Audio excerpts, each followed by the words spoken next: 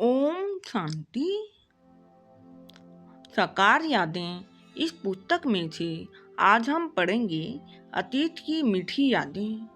इस विषय पर दादी प्रकाश मणि जी ब्रह्मा बाबा के साथ का अनुभव इस प्रकार सुनाती हैं। तो चलिए हम इसे पढ़ते हैं।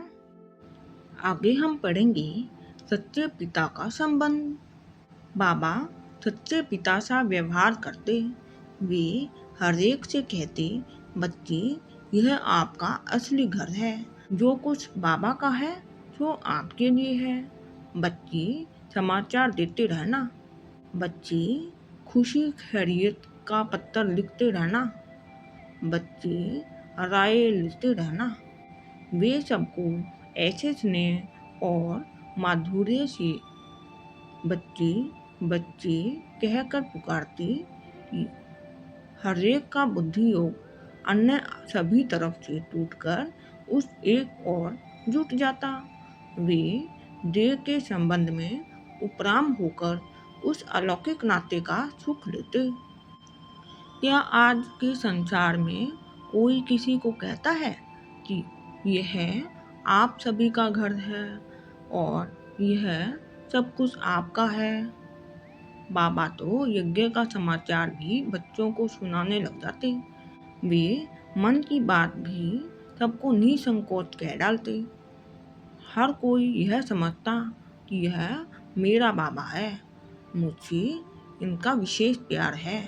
तब उनके मन और मुख से भी बाबा, मीठे बाबा, ये सब सहज ही निकल पड़ते। तब वे भला बाबा की बात, बाबा की आज्ञा का कैसे टाल सकते? फिर दादी जी बताती हैं, एक बार की बात है कि एक युगल पति पत्नी बाबा से मिलने आए। उन्होंने पहले 2-4 बार ही यह ईश्वरीय ज्ञान सुना था। बाबा ने उन्हों से पूछा, बच्चे कैसे चल रहे हो? यह बच्ची तेज पुरुषार्थ कर रही है या यह बच्चा? बाबा की भव्य तेजोमय वयोवृद्ध और एवं स्नेहमयी मूर्ति को देखकर और उनके मुख से बच्ची बच्ची ऐसे प्यार भरे शब्द सुनकर उन दोनों पति पत्नी के मुख से भी सहज ही बाबा शब्द निकल पड़ा। बाबा ऐसे संबोधित करते हुए बोले, हमको यह ज्ञान बहुत अच्छा लगता है, परंतु बाबा पवित्र रहना बहुत मुश्किल है।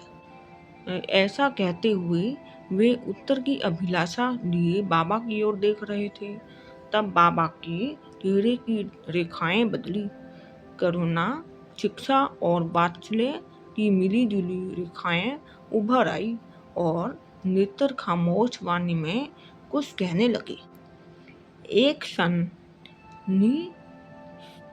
तपता रही होंगी जिसने कि उस दंपति के मन की भूमि को तैयार कर दिया। तब बाबा बोले, बच्चे जब आप मुझे बाबा कहते हो तब क्या यह छोटी सी बात भी मेरी नहीं मान सकते? लौकिक नाते से भी बच्चे जिसे अपना बाप मानते हैं, उनकी आज्ञा का पालन करते हैं, तब पावन बनाने वाले इस पिता का फरमान और वह भी अंतिम जन्म में इस थोड़ी सी वेला के लिए, जबकि महाविनाश सामने है, नहीं मानोगे?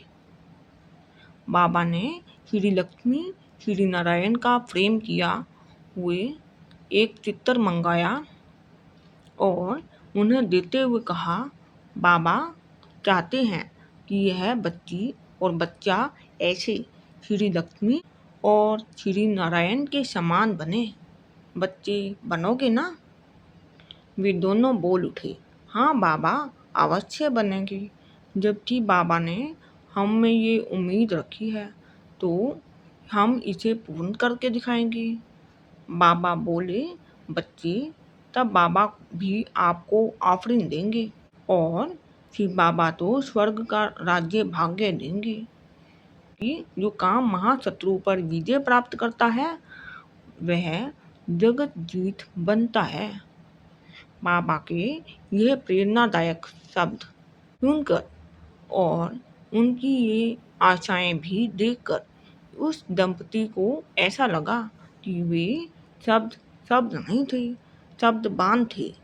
नहीं, वह तो शुद्ध बिजली थी, एक अपार शक्ति थी जो उनके मन में सदा के लिए समा गई।